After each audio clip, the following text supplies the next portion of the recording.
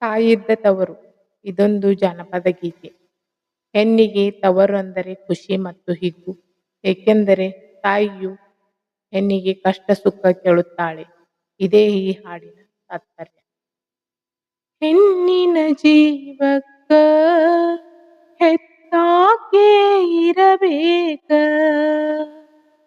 ಹೆಣ್ಣಿನ ಜೀವಕ್ಕ ಹೆತ್ತಾಕೆ ಇರಬೇಕ.